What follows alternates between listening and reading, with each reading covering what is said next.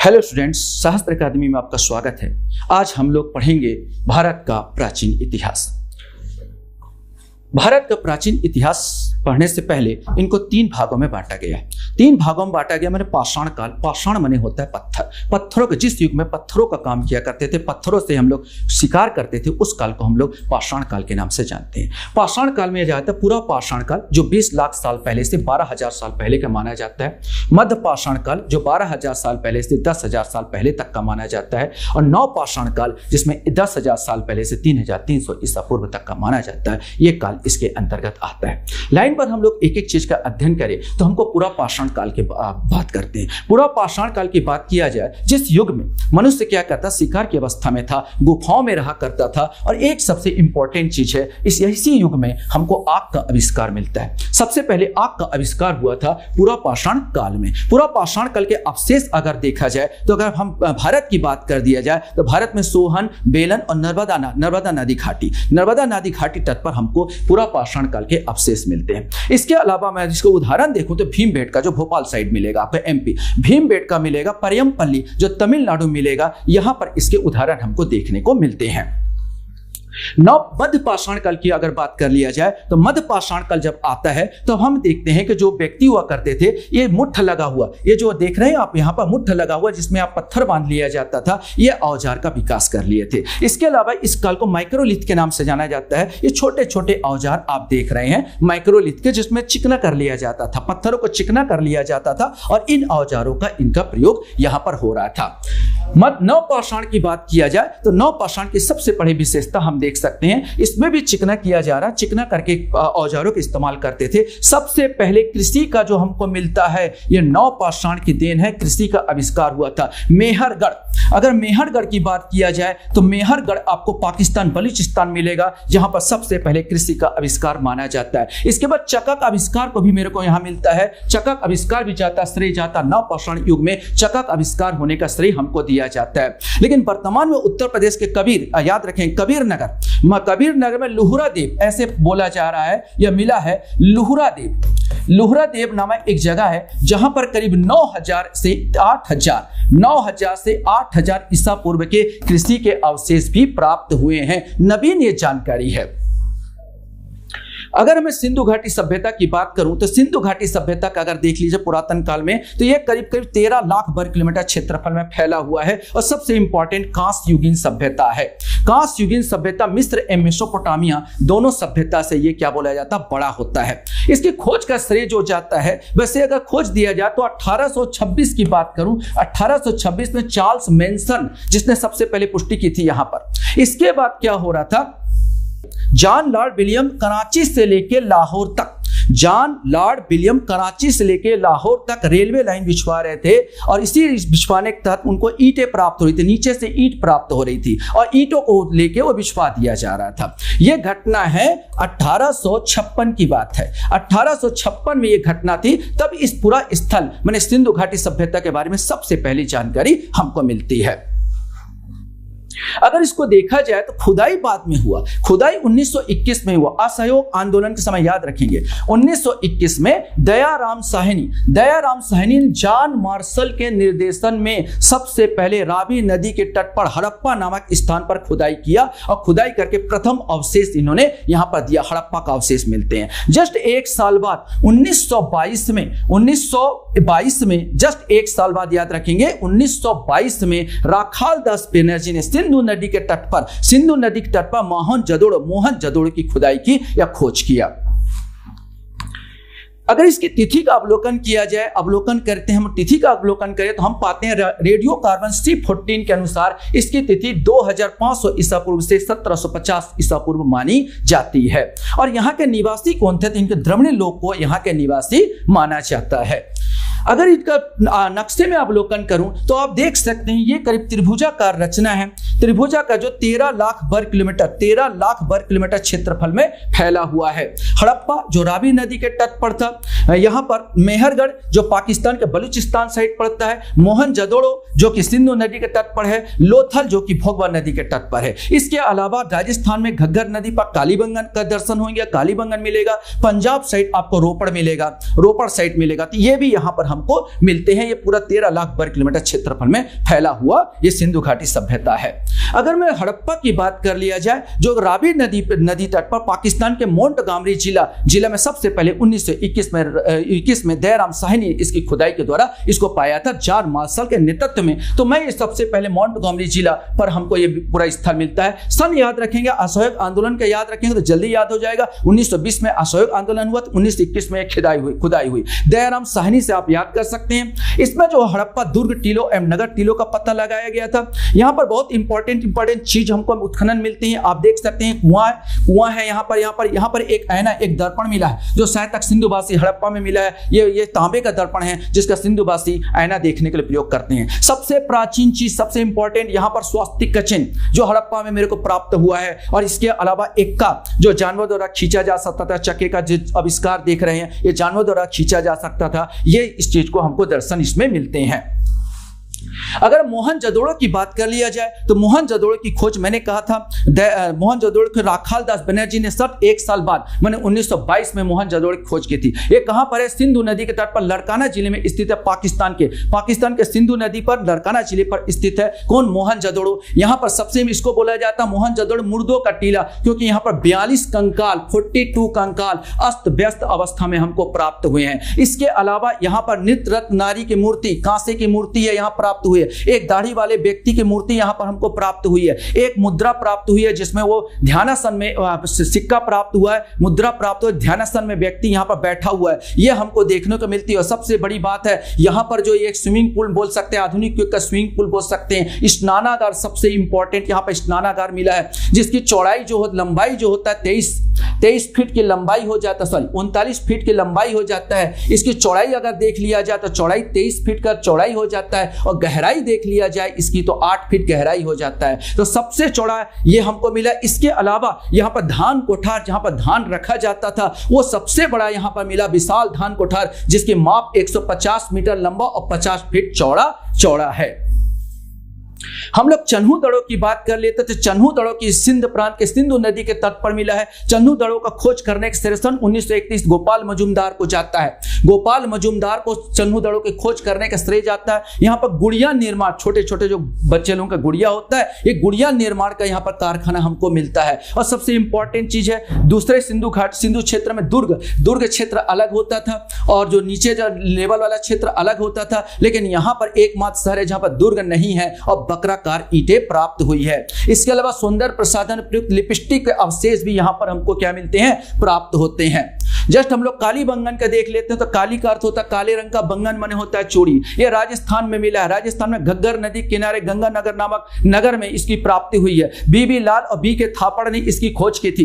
तो हम यहाँ पर देखते हैं 1953 में बीबी लाल और बी के थापड़ द्वारा इसकी खोज की थी। गंगानगर जिला है, गंगानगर जिले में घग्गर नदी के तट पर यहाँ पर स्थित है। ये चूड़ियों के लिए फेमस थी और सबसे इंपॉर्टेंट है। सबसे पहले अगर जुताई का काम किया गया, खेती किसानी का काम किया गया, तो यहाँ पर मेरे को अवशेष मिलते हैं। यहाँ पर एक हवन कुंड मिला है, शायद तक लोग यहाँ पर हवन करते थे। तो क्वेश्चन बनता है कहां पर जुते हुए खेत, यहाँ पर देखिए जुते हुए खेत में हमको मिलता है, और कहां पर हवन कुंड मिलता है? तो हवन कुंड यह मिलता है काली बंगन में हमको प्राप्त होते हैं। अगर हम लोथल की बात कर लेते हैं तो लोथल आपका आ जाएगा भोगवा नदी, गुजरात के अहमदाबाद जिले के भोगवा नदी के सरकबाला नामक ग्राम के समीप इसकी मिली है। 1957-58 रंगनाथ राव के नेतृत्व में इसकी खुदाई की गई थी। सबसे इंपॉर्टेंट चीज यहीं पर बंदरगाह, यहाँ पर बंदरगाह मिला है। आप ये बंदरगाह देख सकते हैं जो लोथल का सिंधु घाटी के यहाँ पर फारस के मुद्रे मिले हैं, मैंने सिक्का मिला है, फारस का सिक्का मिला। इससे ऐसा प्रतीत होता है कि इनका जो बाहर से विदेश से इनका व्यापार हुआ करता था। यहां पर हम देखते हैं सबसे एक इंपॉर्टेंट और चीज, जो चावल के दाने, सब इन लोग जौ खाते थे, जौ का प्रयोग करते थे, गेहूं का प्रयोग करते थे, लेकिन चावल के अवशेष यहां पर दो जगह मिलते हैं, एक रंगपुर में मिलता है और एक लोथल मिलता है। दो जगह चावल के अवशेष का हमको दर्शन होते हैं यहां पर। तो ये एक चीज इंपॉर्टेंट है, धान चावल के अवशेष मिले, फारस के मुहरे, तांबा, कुत्ता एवं घोड़े के लघु मृण मूर्तियां, वैसे विवादित है जो मूर्तियां मिली है, विवाद का है कि घोड़े की है कि नहीं है। घोड़े का अवशेष केवल सूरकोतड़ा नामक जगह में उसकी अस्थियां मिली है, यह विवाद का विषय रहा है। सूरकोतड़ा की बात कर ले, जिसकी हम लोग बात कर रहे थे, एक इंपॉर्टेंट इसमें चीज जो पूछा जाता है और जाना जाता है, यहीं पर एकमात्र जिला है जहां पर घोड़े के अस्थियां प्राप्त हुई है। केवल कौन सा? सूरकोतड़ा क्षेत्र में मिलता है, इस चीज को याद रखेंगे। यह गुजरात जिले के कच्छ जिले में स्थित, इसकी खोज जगपति जोशी ने की थी। एकमात्र स्थल है जहां पर वास्तव में घोड़े के अवशेष पाए गए हैं, इसीलिए कहा जाता सिंधु भाषी घोड़े से परिचित नहीं थे। वास्तव में उनका न चित्र मिला है न कुछ मिला है, केवल एक चीज हमको मिलता है, कुछ अस्थियां मिलती है, वो है क्या बोलना चाहिए? सूरकोतड़ा में। रोपड़ की बात किया जाए तो पंजाब प्रांत में आपको मिलेगा। पंजाब प्रांत के जिले में सतलज नदी के किनारे स्थित है। इसकी खुदाई 1953-56 में यज्ञदत्त शर्मा द्वारा की गई थी। यहां पर प्राप्त अवशेष में तांबे की कुल्हाड़ी यहां पर मिली है। इस पर रंगपुर की बात किया जाता, रंगपुर में भी मैं बताया कि धान की भूसी हमको प्राप्त होती है। धान के सबसे इंपॉर्टेंट होते खुदाई में धान की भूसी हमको प्राप्त होती है, एक लोथल और एक रंगपुर। काठियावाड़ जिले के प्रायद्वीप में मादर नदी में स्थित है। इसकी खुदाई 1953-56 में रंगनाथ राव द्वारा की गई थी। इसकी खुदाई, लोथल की खुदाई रंगनाथ राव द्वारा की गई थी और यहाँ पर धान के भूसी के अवशेष हमको प्राप्त होते हैं। नगर योजना की बात किया जाए तो इनका नगर किस प्रकार का था? तो इनका नगर जो हुआ करता था, आप देखें गलियां छोटी है इनके जो कपाट होते थे, कपाट हो, एक खिड़की है, सड़क पार नहीं खुलती थी। जैसे ये सड़क है तो यहाँ पर घर बना है, तो इनकी कपाट और खिड़कियां सड़क साइड नहीं खुलती थी ताकि धूल के कण अंदर ना आ सके। पतली सी गली बना दिया जाता था, गली के थ्रू यहाँ पर आते थे और यहीं पर आपका उनका कपाट था, यहीं पर उनका खिड़कियां थी, धूल से बचा जा सकता था। यहाँ पर पतली पतली नालियां आप देख रहे हैं, पतली पतली नालियों का प्रयोग किया गया और नाली कैसी होती थी? ढकी होती थी। सबसे इंपॉर्टेंट चीज है यहाँ पर अब ईंटों का माप दिया गया है। अगर नगर योजना में बात किया तो 4:2:1 एक निश्चित अनुपात में ईंटों का माप था। 4:2:1 के माप में ईंटों का प्रयोग हुआ करता था। मैं अगर अर्थव्यवस्था कृषि की बात किया जाए तो ये लोग नगरवासी थे, ये नागरिक अवस्था में जीवन यापन करते थे। अधिकांशतः गेहूं और जौ का प्रयोग करते थे। केवल लोथल और रंगपुर में याद रखेंगे धान के अवशेष हमको प्राप्त हुए हैं। लोथल से तो हमको फारस के मुहरे प्राप्त हुए हैं। इससे प्रतीत होता है इनका विदेशी व्यापार बहुत ज्यादा हुआ करता था, विदेशी व्यापार इनमें पारंगत थे। हम यहाँ पर देखते हैं गेहूं और मुख्य फसल थी चावल की खेती प्रमाण सिर्फ लोथल और रंगपुर से प्राप्त होते हैं। सिंधुवासी विश्व में सर्वप्रथम एक इंपॉर्टेंट चीज है, इनको कपास, जिससे हमारा कपड़ा बनता है, कपास उगाने का श्रेय इन्हीं को जाता है। कालीबंगन में हल चलाए जाने का चिन्ह अभी भी मौजूद है और धौलावीरा में जल निकासी के कृषि हेतु उपयोग किया जाता था।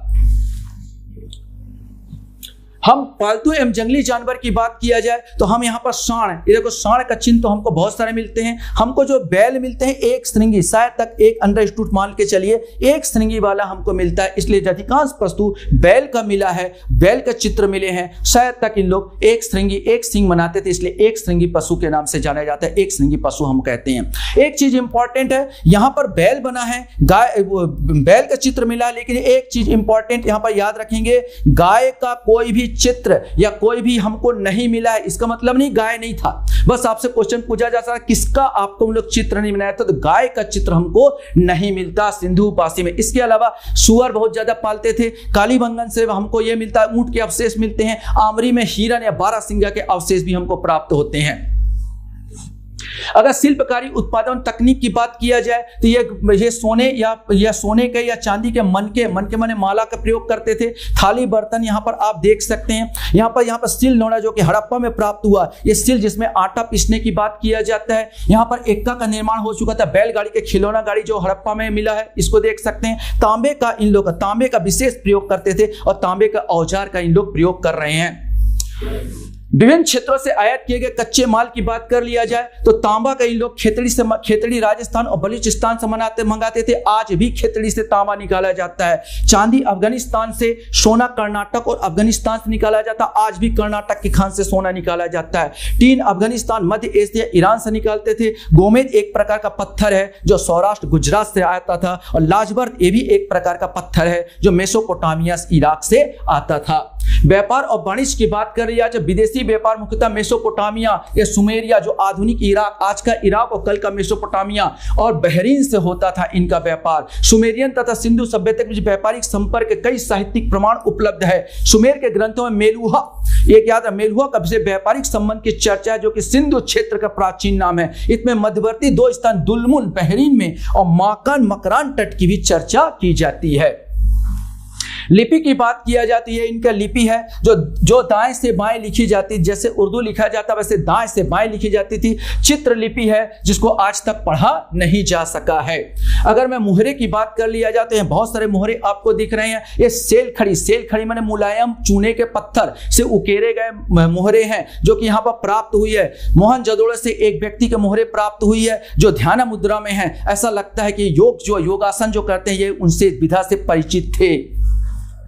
अगर मूर्तियां की बात कर लिया जाती, ये पुरोहित की मूर्ति है, माना जाता है ये पुरोहित की मूर्ति है। और ये एक नारी कांस्य की मूर्ति है। ये बहुत ज्यादा नारी मूर्तियां मिलने के कारण ऐसा माना जाता है कि मातृवंशी रहे होंगे। माप तोल की बात किया जाए तो 1, 2, 4, 8, 64 के अनुपात में, इनके 16 के दशमलव गुणज के अनुपात में इनका माप तोल था। आज भी वही चल रहा है, जैसे 4 आना, 8 आना, 1 रुपया का हम लोग 16 आना बोलते हैं। जो सिंधुवासी चल रहा था आज भी उसी मुद्रा का हम लोग प्रचलन करते हैं। इसके अलावा ये रैखिक प्रणाली के जनक माने जाते हैं। ये अंगुल के बराबर होता था, 1 अंगुल के बराबर होता था। यह रैखिक प्रणाली के जनक भी इनको माना जाता है। अंतिम संस्कार जैसे आज होता है वैसे उस समय भी होता था। पूर्ण दफन का प्रयोग होता था जिसमें मृतक शरीर को पीठ के बल सिर के साधारणतः उत्तर दिशा में रखकर दफनाया जाता था। आज हम लोग जलाते हैं, लोग ज्यादातर दफनाया जाता था, लेकिन आज भी हम उत्तर दिशा में रखकर दफनाते हैं। हड़प्पा संस्कृति के पतन की बात कर लिए तो आर्यों द्वारा विनाश कहते हैं। ह्यूबलर और गार्डन कहते हैं कि इनका आर्यों ने विनाश कर दिया। भीषण बाढ़ द्वारा नष्ट। मार्शल मैके और एस.एस. राव का मत है कि बाढ़ आया और बाढ़ से इनकी सभ्यता क्या हो गई, नष्ट हो गई। वर्षा की कमी से और पशुपालन के विनाश से ऑरेल स्टाइन कहते हैं। भूकंप द्वारा विनाश डेल्स कहते हैं। और मोहनजोदड़ो में आगजनी द्वारा विनाश डी कोसंबी कहते हैं कि आगजनी द्वारा विनाश हुआ है। मैं इंपॉर्टेंट चीज को यहाँ पर शामिल किया हूं ताकि आपको बनाते बन जाए और समझ में आता जाए। आशा करता हूं ये वीडियो आपको पसंद आया होगा। थैंक यू, धन्यवाद।